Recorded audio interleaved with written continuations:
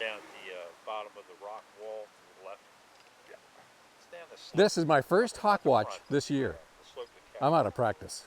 You might not need a refresher on how to identify hawks as they whiz by your head, but Got him. I do.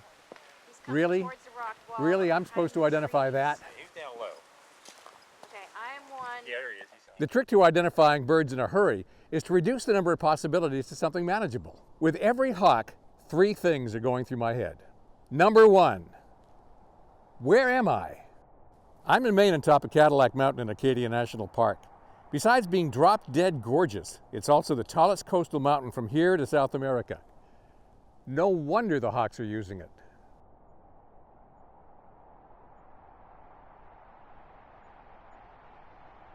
Pro tip, not all raptors live where you live.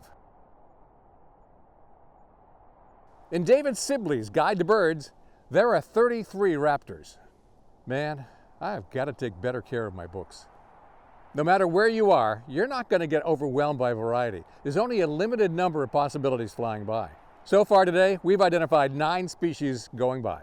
But 80% of them are just 3 species. In order, sharp-shinned hawk, American kestrel, and broad-winged hawk. 3 species. So far this month, at 2 of America's most famous hawk watch sites, at Cape May, New Jersey, only 3% of the passing raptors were broad-winged hawks.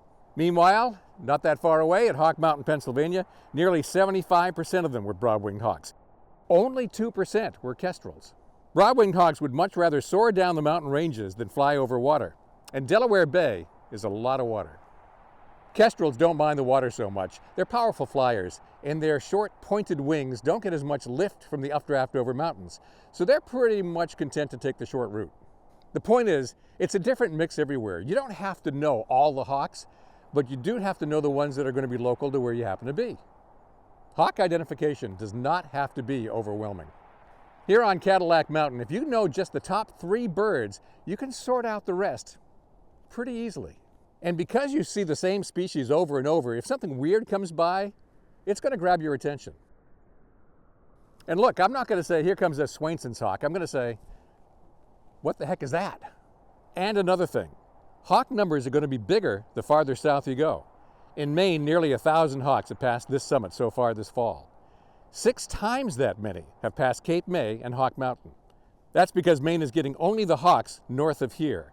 They're getting all the hawks north and west of here, and all the hawks between here and there. Number 2, size matters.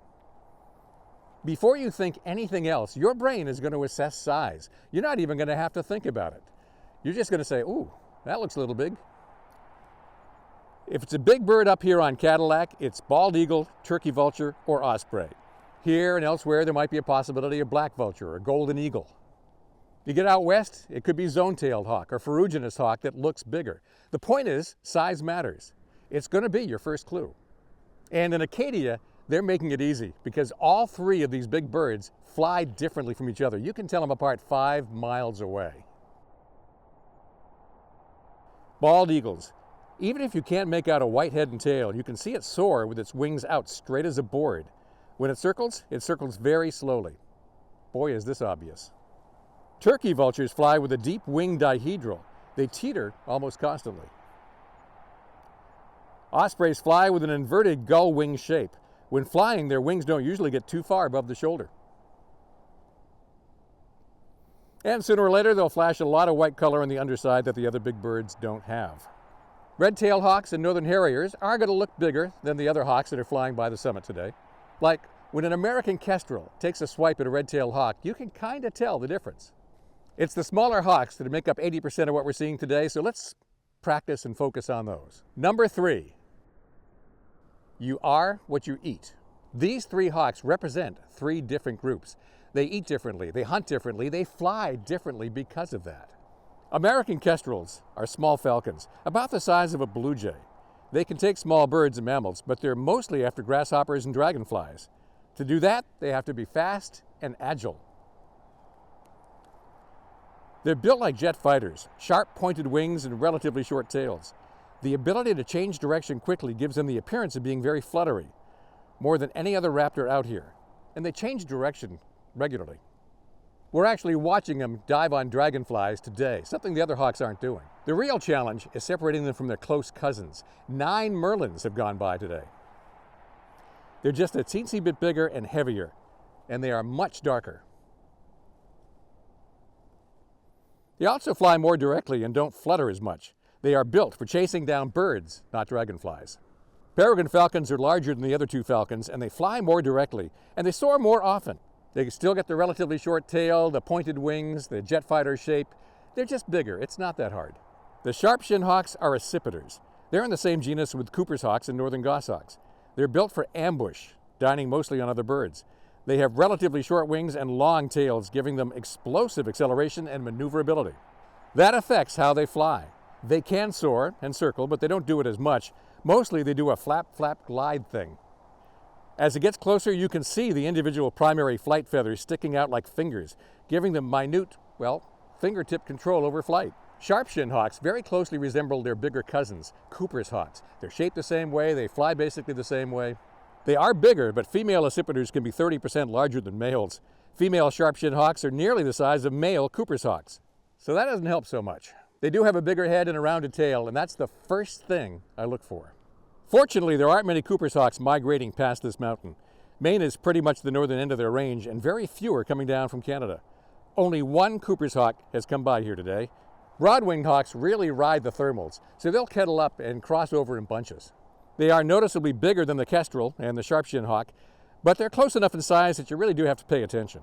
Broad-winged hawks are beautios, relatively large, wide wings and a short tail. I keep mentioning tail. Take a look. American kestrel, thin pointed wings, relatively short tail. Broad-winged hawks, thick wings with the shortest tail. Sharp-shinned hawks, relatively thin, shorter wings and the longest tail. Beautios are most comfortable gliding, soaring, and circling, something those broad wings and shorter fanned-out tail make easier. If you see a small hawk gliding a long way, not flapping, suspect it's a broad-winged hawk. I mean, look at this guy. How long can he go? They don't dart around nearly as much as the kestrels and sharpies.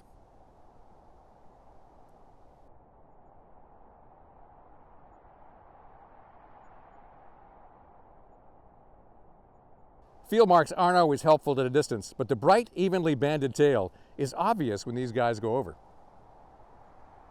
As for the bigger hawks, red-tailed hawks are larger than northern harriers, but there is such a size variation between males and females of both species that a comparison may not be that helpful. But the red-tailed hawk is a beautio. Big, broad wings, relatively short tail.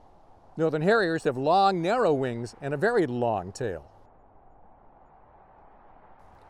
Look, identifying distant hawks takes practice, but much less practice than you might think. Every hawk watch has experts on hand to make it easier, so get out there and make it easier.